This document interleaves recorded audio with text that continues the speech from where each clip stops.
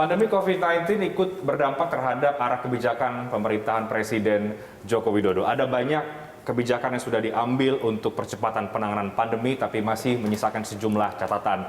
Di luar isu pandemi, saat ini pemerintahan Presiden Jokowi juga tengah banyak disorot, terutama mengenai isu amandemen misalnya UUD 1945 dan juga pemerintahan yang dianggap anti kritik karena ada sejumlah kritik yang disampaikan oleh masyarakat. Bagaimana Istana menjawab berbagai tanda tanya dan juga kritik publik belakangan ini. Hari ini saya akan langsung tanyakan ke Kepala Staf Kepresidenan, Pak Muldoko yang sudah bergabung bersama dengan saya saat ini. Pak Muldoko, terima kasih Pak sudah meluangkan waktu untuk CNN Indonesia. Ya. Kabar baik Pak? Alhamdulillah baik. Baik, kita bisa lepas masker ya Pak, karena kita sudah... Ya, saya juga baru swab. Kita sudah swab, sudah aman, juga menjaga jarak, mudah-mudahan sehat selalu Pak.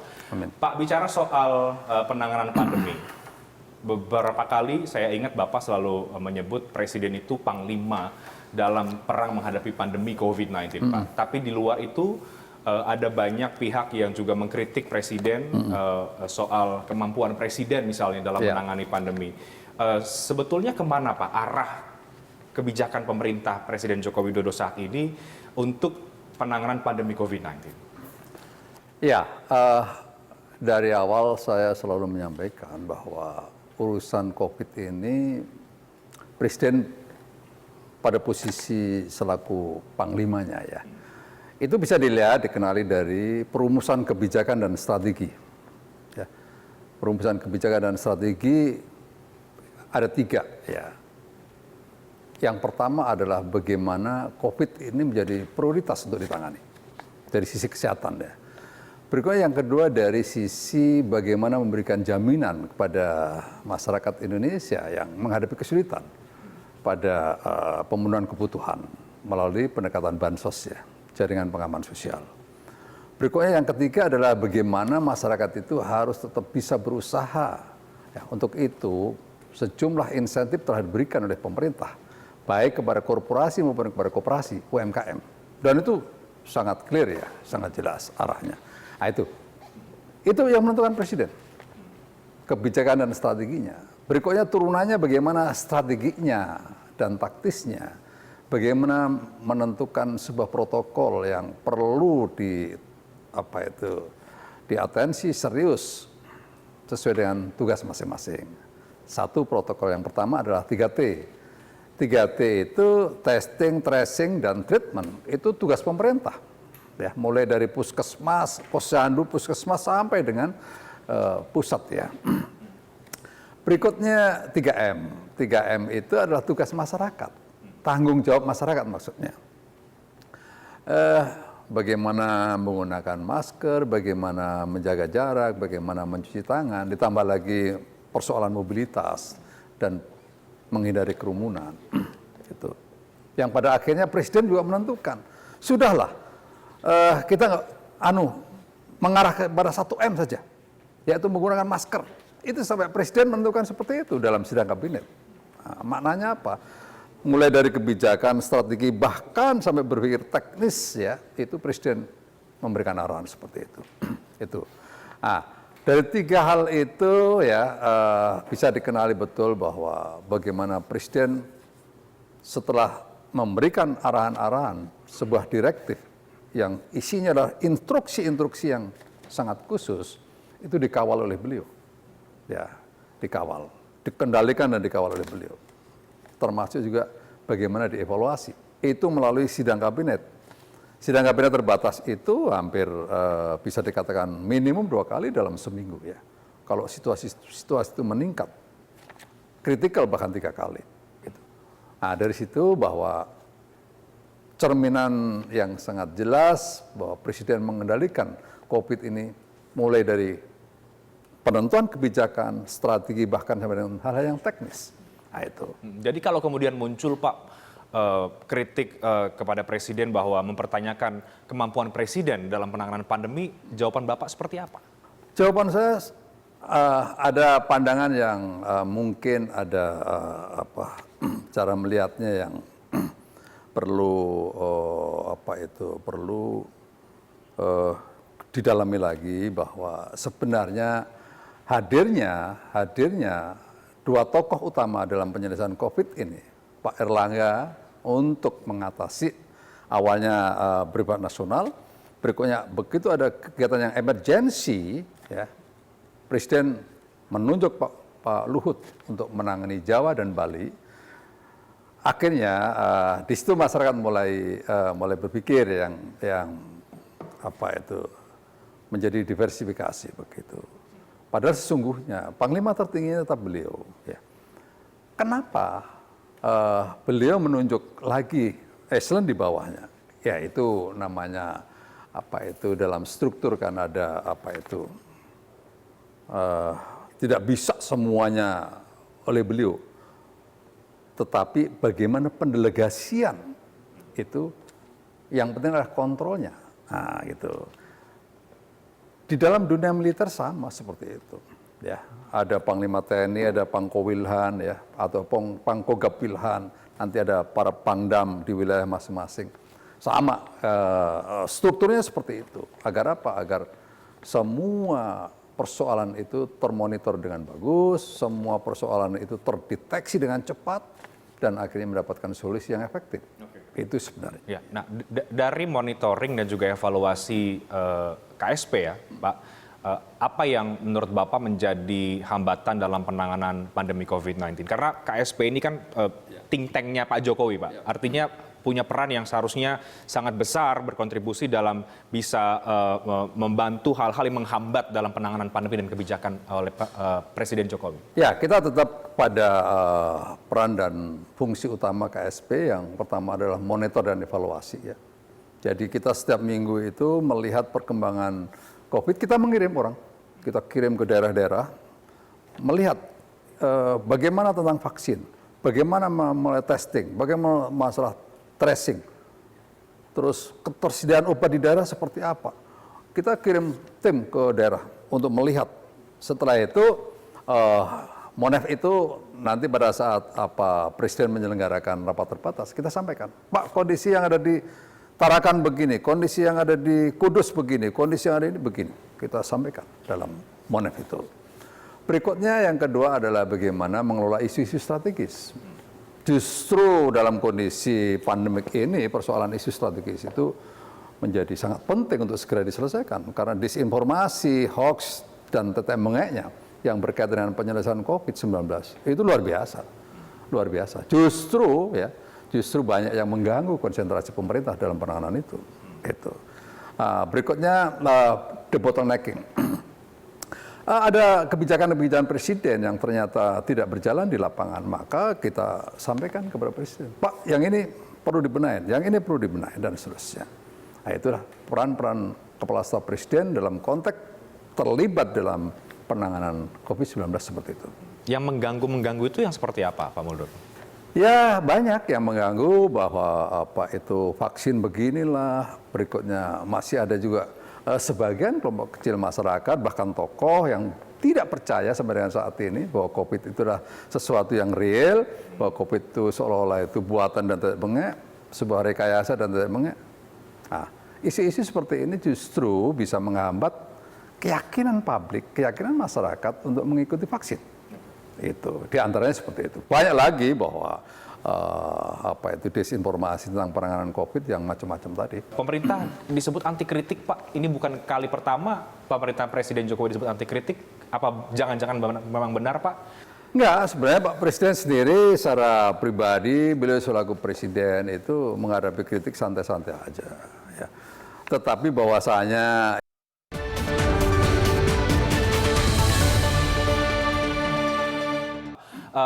pengelolaan isu-isu strategis yang publik juga kritik atau rasakan, Pak, adalah bagaimana komunikasi publik pemerintah yang dianggap ini yang A bicara sekian seperti ini, yang B ngomong begini. Jadi ada banyak kebingungan yang dianggap kemudian ini bagaimana sih sebetulnya komunikasi publiknya pemerintah ini? Ini kan juga harusnya menjadi cara Bapak, tanggung jawab Bapak untuk bisa mengorkestrasi, Pak. Benar. Begini ya, masyarakat juga harus paham bahwa persoalan COVID ini tidak ada satu negara pun yang siap menangani. Itu yang pertama, poin. Ya, tidak ada. jurus yang paling efektif menyelesaikan COVID-19. Even itu negara-negara besar ya yang sudah stable dalam struktur atau infrastruktur kesehatannya. Itu. Berikutnya yang kedua bahwa COVID-19 itu selalu berubah, di antaranya variannya. Dengan demikian maka ini juga salah satu penyebab bahwa kita semua juga menghadapi persoalan-persoalan penyelesaian. Gitu. Pendekatannya diperlukan kecepatan, pendekatannya diperlukan ketepatan, sehingga hal-hal seperti itu menjadi sumber tadi itu sumber masalah dalam kita berkomunikasi. Jadi apa yang terjadi sebetulnya itu Pak? Apa tidak ada koordinasi antar kementerian atau bagaimana sebetulnya sehingga ada pernyataan yang berbeda-beda itu Pak? Enggak juga, secara koordinasi sangat clear di sini bahwa melalui sidang kabinet itu sebuah alat untuk mengkoordinasikan. Ya. Berikutnya melalui sidang kabinet itu sebuah informasi yang perlu dipahami oleh semuanya agar kita melakukan langkah-langkah yang serasi begitu. Tapi sekali lagi bahwa begini Mas, di dalam mengelola situasi komunikasi publik yang menurut saya adalah terjadi sebuah paradigma baru.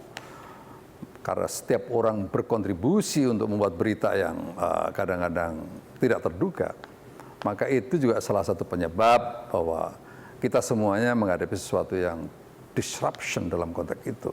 Jadi tidak mudah memang mengelola situasi yang begini besar, ya, dengan berbagai persoalan yang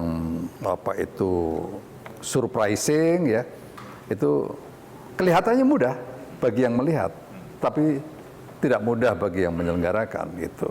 Tapi kalau itu kemudian menjadi satu hal yang ditanyakan oleh masyarakat, itu apakah memang akan diperbaiki Pak Muldoko? Oh pasti, kita sebagai contoh bahwa di KSP berkolaborasi dengan Menteri Kominfo ya, kita selalu rapat periodik dengan para biro komunikasi yang ada di kementerian lembaga. Berikutnya juga kita komunikasikan kepada daerah-daerah agar pemahaman tentang COVID seperti ini, pemahaman atas kebijakan baru untuk penanganan COVID seperti ini, itu kita lakukan. Berikutnya kita juga mengumpulkan berbagai isu, berikutnya menyusun sebuah narasi-narasi sehingga ada harmonisasi dalam publikasi dan seterusnya. Itu kita lakukan. Sekali lagi Mas, bahwa situasi ini adalah situasi yang sifatnya itu surprising, ya, selalu mengejutkan berbagai perkembangan tentang COVID ini. Sehingga memang mengelola persoalan itu kita harus cepat dan fleksibel begitu. Pak, seberapa sulit situasi yang dihadapi oleh pemerintahan Presiden Joko Widodo atau oleh Pak Presiden sendiri dalam menghadapi pandemi COVID-19 ini? Iya bahwa memang tidak semua negara atau semua negara juga mungkin masih membaca pola penanganan, tapi juga tidak sedikit negara yang mulai berhasil Pak keluar dari pandemi COVID-19. Dengan kompleksitas yang ada, yang kita miliki, situasinya seberapa sulit sih Pak? Ya awal-awalnya kalau kita bicara awal ya, kita kelabakan juga kan begitu. Contoh bukti nyata ada yang karena ketersediaan APD waktu itu belum lengkap, akhirnya ada yang pakai jas hujan. Berikutnya kemampuan PCR kita yang tadinya harus semuanya ke pusat, sekarang ini sudah sekitar 742-an kita memiliki PCR yang tersebar di mana-mana dan seterusnya. Intinya bahwa dalam kurun waktu yang ada sekarang dengan pengalaman penanganan COVID sebelumnya dan cara Presiden untuk membenahi situasi dengan cepat, maka hasilnya bisa dilihat bahwa saat ini begitu pemberlakuan PPKM walaupun itu hari ada berbagai resistensi, tapi kenyataannya dalam kurun tertentu semuanya bisa direm dengan cepat. Nah, ini sebuah keberhasilan. Ya, nah PPKM level 3 yang diturunkan ini juga tidak lepas dari kritik Pak. Dianggap ini belum saatnya pemerintah melonggarkan. Dikhawatirkan justru menjadi kita kembali lagi ke situasi yang berat beberapa waktu yang lalu. Bagaimana itu Pak dari sikap Presiden? Itu ada dua pandangan tentang itu, bukan satu pandangan. Ada pandangan yang menginginkan janganlah Pak diperpanjang lagi PPKM. Ada juga pandangan lagi yang menghendaki PPKM diperpanjang. Untuk itulah kita menggunakan teknikal yang secara fleksibel bisa diikuti dengan baik oleh masyarakat dengan menggunakan leveling. Level 4 kondisinya seperti ini, 3 dan seterusnya. harapan kita ya, secara psikologi masyarakat itu begitu dengar PPKM diperpanjang, semuanya juga stres. Karena dari sektor ekonomi mereka tidak berjalan, ya, usaha-usaha mereka menjadi stagnan. Jadi ini persoalan antara penyelesaian kesehatan dan penyelesaian ekonomi itu menjadi sesuatu yang harus disinkronkan. Disitulah Presiden selalu menyampaikan strategi gas dan rem itu. Dua dimensi ini ya Pak, kesehatan dan juga ekonomi yang tampaknya memang cukup atau sangat sulit untuk memilih satu di antaranya, sehingga ada konsep gas dan rem yang Presiden sampaikan. Ya, cukup sulit Mas. Karena apa? Karena dengan kita keras di kesehatan, maka sektor UMKM kita menjadi betul-betul menjadi lemah, ya, gitu. Untuk itulah Presiden tetap konsisten ya di dalam pendekatan yang memprioritaskan penanganan kesehatan, tetapi Presiden juga sangat memperhatikan bagaimana memberikan insentif kepada para pelaku UMKM. Keluhannya tadi dijawab oleh Presiden dengan memberikan 2,4 juta rupiah kepada pelaku UMKM yang jumlahnya kurang lebih dari 10 juta. Nah itu. Tapi kalau ini lama-lama kondisi ini tidak dilakukan flexibility yang berimbang, yang lebih berimbang yang dinamis, maka bisa salah satu jebol, kan begitu. Itu. Baik, nah Pak Muldoko bicara soal pandemi, situasi yang sulit ya, sehingga kemudian kita tahu bahwa belakangan ini juga muncul Pak marak kritik lewat mural terhadap Presiden Joko Widodo, menyebut bahwa dipaksa sehat di negara yang sakit atau lapar dan lain sebagainya. Itu terus menerus Pak, bahkan sampai hari ini pun itu terus muncul Pak, mural-mural kritik itu, sehingga setelah itu mural itu hilang, dihapus atau bahkan diburu oleh pihak kepolisian. Pemerintah disebut anti kritik Pak, ini bukan kali pertama pemerintahan Presiden Jokowi disebut anti kritik. Apa jangan-jangan memang benar Pak? Enggak, sebenarnya Pak Presiden sendiri secara pribadi, beliau selaku Presiden itu menghadapi kritik santai-santai aja. Ya. Tetapi bahwasanya yang di bawah itu melakukan langkah-langkah reaktif, itu sesuatu yang wajar. Ya. Karena apa? Karena melihat Presiden sudah bekerja habis-habisan, kadang-kadang ada cara-cara kritik yang tidak pas, itu ya samalah kalau orang tua saya dikritik, padahal orang tua gue ini udah habis-habisan ngiripin saya, gitu, umpamanya kan gitu. Saya pasti bereaksi. Nah itu, jadi harus dibedakan ya, harus dilihat secara jernih bahwa Presiden sendiri dalam mensikapi kritik biasa. Beliau sangat biasa. Yang saya katakan malah santai, biasa, gitu ya. Tetapi dalam ukuran-ukuran kritik itu harus kritik yang baik ya. Kalau saya mengatakan adalah mari kita melakukan demokrasi yang bermartabat begitu. Jangan demokrasi yang katanya Pak Surya Paloh kemarin, kita berada pada demokrasi yang super liberal gitu. Padahal saya mantan Panglima TNI selalu melihat bahwa sebuah demokrasi yang dinamis adalah demokrasi yang pada satu sisi ya harus memperhatikan stability, pada sisi yang lain memperhatikan keterbukaan. Untuk itu maka instrumennya adalah konstitusi. Karena demokrasi tidak dikawal dengan konstitusi yang bagus, ada kecenderungan anarkis. Pilihan kita di situ. Itulah. Nah, untuk itu maka saya juga menghimbau kepada publik, kepada masyarakat. Mari kita berjalan pada sebuah demokrasi yang rambunya jelas, gitu. Tapi Pak, maraknya mural itu sampai kemudian juga saat ini juga masih terus dilakukan, dinilai juga Pak, ada anggapan bahwa itu adalah sinyal kekecewaan publik atau masyarakat terhadap pemerintahan Presiden Jokowi terutama dalam penanganan pandemi. Tanggapan Bapak seperti apa? Ya tadi itu ada dua kutub. Satu kutub pemberlakuan PPKM ada yang tidak setuju, pada ada kutub yang berbeda tetap PPKM diberlakukan. Nah itu. Nah, posisi pemerintah tidak mudah dalam mensikapi situasi yang tadi itu yang apa, karena nama kini berbeda. Untuk itu maka keyakinan Presiden bahwa penanganan COVID menjadi prioritas, ya. Tetapi persoalan-persoalan berkaitan dengan jaminan sosial itu harus menjadi perhatian. Dan yang tidak kalah penting lagi adalah bagaimana Presiden memberikan kepastian bahwa dunia usaha itu bisa berjalan. Kalau ini nggak berjalan, repot semua kita, begitu. Baik, Bapak cukup keras Pak merespon kritik-kritik yang soal moral dan lain sebagainya. Apakah memang itu sangat mengganggu oleh pemerintahan Presiden Jokowi, Pak? Ya, basically sebenarnya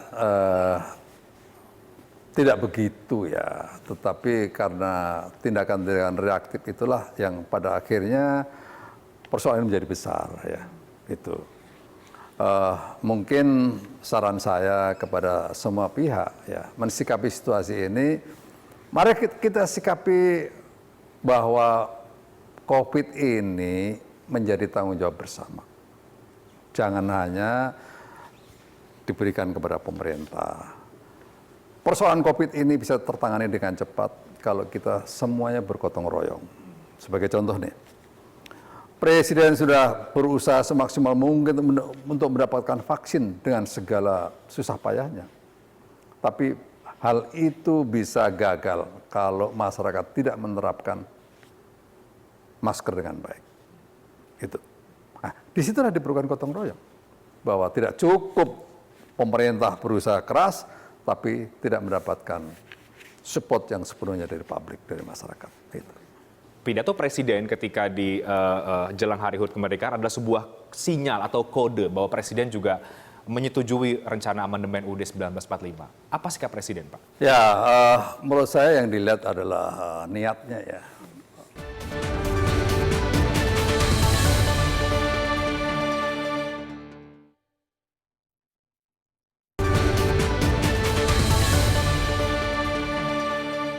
Baik Pak, di luar isu pandemi, beberapa waktu yang lalu kita juga tahu pidato Pak Presiden sempat disorot Pak ketika menjelang Hari Kemerdekaan ya, karena minim sekali menyebut soal isu hukum misalnya pemberantasan korupsi. Oke, pandemi satu hal yang menjadi prioritas, tapi isu yang lain ini kan bukan berarti kemudian tidak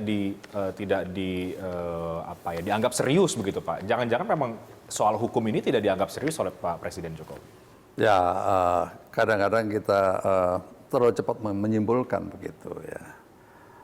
Ada patokan yang selalu disampaikan oleh Pak Presiden bahwa ya keselamatan rakyat adalah hukum tertinggi. Karena itu menjadi salah satu pedoman di dalam mengelola negara, maka memang karena kita masih dalam suasana pandemik seperti ini, itu COVID menjadi prioritas. Tetapi masyarakat juga harus mohon memahami bahwa Presiden juga tidak pernah abai terhadap penyelesaian persoalan korupsi dan juga HAM. Indikatornya apa, Pak? Begitu kita ada indeks persepsi korupsi kita sedikit turun, Presiden buru-buru melakukan rapat terbatas untuk kenapa seperti ini? Apa yang dibahas, Pak itu?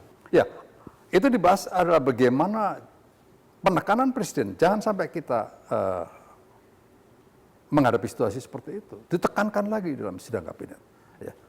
Semuanya harus mengambil langkah-langkah menuju ke sana. Berikutnya, langkah kedua. Ya. Dalam konteks penanganan COVID ini, diperlukan pengeluaran anggaran yang fleksibel. Kecepatan. Presiden nggak mau salah lagi. Bawahannya, perintah Presiden kepada BPKP supaya melakukan pendampingan. Kepada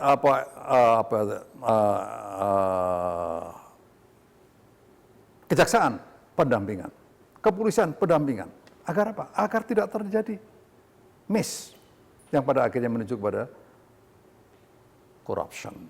Berikutnya lagi penanganan terhadap strategi nasional penanggulangan atau pencegahan korupsi. Itu luar biasa, Mas. Kita melakukan penanganan ini sungguh-sungguh, bukan hanya lip service, enggak. Ya.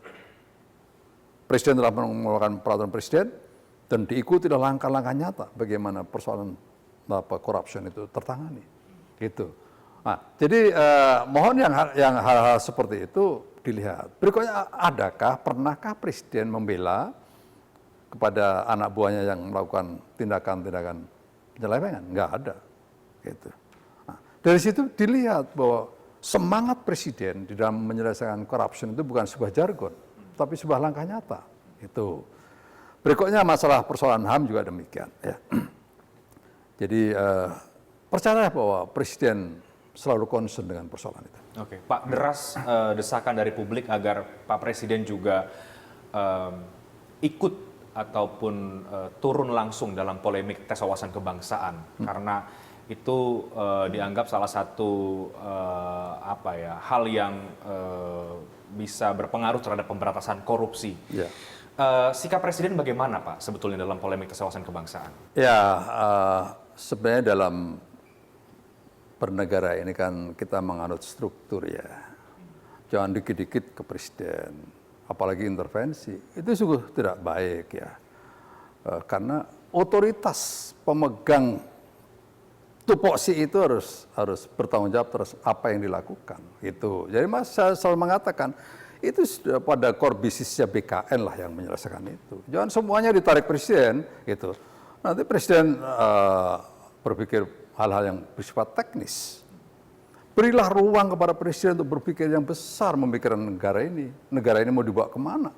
Itu. Jadi persoalan-persoalan yang teknis seperti itu, ya KPK sudah melakukan langkah-langkah ya seperti apa yang diinginkan oleh presiden. Bahwa untuk penanganan terhadap mereka, kemarin sudah selesai mereka-mereka yang lulus melaksanakan kegiatan lanjutan ya dalam konteks bela negara dan seterusnya. Itu langkah-langkah yang dilakukan oleh bawahannya seperti itu. Jangan semuanya presiden terlibat di dalamnya. Wah, repot nanti kita. Tapi kan presiden kepala negara, Pak. Ya. Begini, Mas. Persoalan bernegara ini banyak. Ya, gitu. Terus yang kedua, untuk menjalankan tugas-tugas itu distribusi kekuasaan diberikan melalui kementerian lembaga. Kementerian lembaga punya otoritas untuk mengelola. Kalau semuanya nanti presiden, pemerintahan menjadi tidak efektif. Bawahnya menjadi ragu-ragu untuk menentukan sesuatu. Gitu.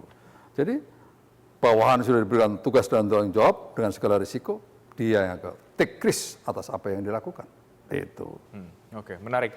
Pak, kita sudah banyak membahas berbagai isu, Pak. Tapi tidak lengkap juga kalau saya tidak tanya ke Bapak soal isu amandemen UUD 1945. Banyak yang bertanya-tanya bagaimana sebetulnya sikap Presiden terhadap itu. Benarkah Presiden menyetujui rencana itu?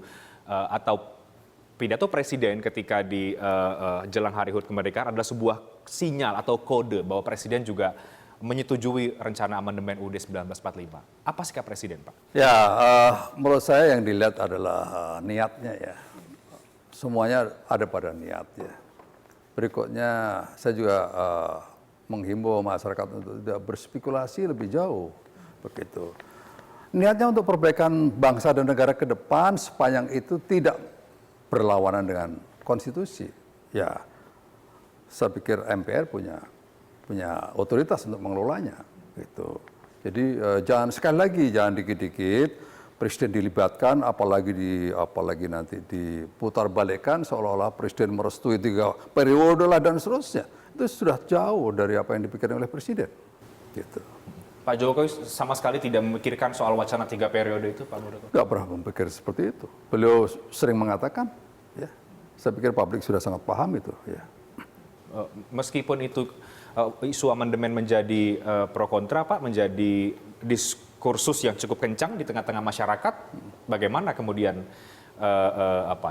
istana atau Pak Presiden sekali lagi menyikapi derasnya pro kontra soal isu amandemen? Ini juga begini, ini persoalan negara ya, persoalan negara adalah persoalan yang semua masyarakat punya hak untuk bersuara, gitu. Presiden juga tidak serta-merta selalu ikut terlibat di dalamnya, karena diskursus tentang bagaimana kebebasan berbicara juga menjadi atensi. Gitu. Jadi jangan dikit-dikit presiden terlibat di dalamnya. Enggak. Silakan masyarakat untuk berwacana, silakan diskursus itu berjalan sepanjang pada rambunya. Gitu. Baik. Soal ini Pak, soal pemindahan ibu kota negara, ini bagaimana ini Pak Muldoko? Ada pihak juga yang menyarankan atau menyampaikan bahwa ini tengah pandemi, tidak usahlah kita memikirkan soal ibu kota negara karena menelan biaya yang cukup besar, sementara masyarakat banyak yang tengah kesulitan di tengah pandemi. Ini tetap berjalan atau bagaimana? Ya semangatnya masih dimiliki oleh presiden. Semangatnya untuk membangun sebuah ibu kota. Karena apa? Karena presiden berpikir jauh ke depan. Yang kadang-kadang kita berpikirnya selangkah dua langkah. Tapi presiden berpikir jauh ke depan bagaimana memikirkan ibu kota itu. Sekarang ini ada sebuah pandangan bahwa nanti Jakarta akan menghadapi sebuah situasi begini-begini dan seterusnya. Presiden sudah jauh sebelumnya memikirkan bagaimana kalau ibu kota tetap di Jakarta. Gitu. Jadi tetap berjalan Pak, proyek ibu kota negara itu. Oke, Pak Muldoko terakhir, di tengah pandemi Pak, tentu banyak mengubah fokus dari pemerintahan karena tentu fokusnya adalah ke isu pandemi juga. Ada tugas khusus Pak dari Pak Presiden untuk Bapak, untuk Anda? Ya sebenarnya tidak ada tugas khusus kepada KSP ya. KSP tetap menjalankan tugas-tugas sesuai dengan tupoksinya. Berikutnya kita ikut memberikan pemahaman kepada publik ya atas penanganan COVID ini semakin efektif ke depan. Berikutnya memberikan spirit yang kuat kepada masyarakat ya, agar masyarakat tidak kendor, tidak pesimis dan seterusnya, karena pandemi adalah persoalan kita bersama. Maka kalau kita punya semangat yang sama, bergotong royong, maka pertanyaan masyarakat kapan pandemi berakhir, pada intinya akan berakhir kepada bagaimana masyarakat mensikapi. Baik, terima kasih banyak Pak Muldoko, Kepala Staf Kepresidenan, sudah menjawab banyak pertanyaan kami terkait dengan situasi hari ini dan juga penanganan pandemi oleh pemerintahan Presiden Joko Widodo. Sehat selalu Pak, terima kasih. Terima kasih Mas. Sudah bergabung bersama dengan kami.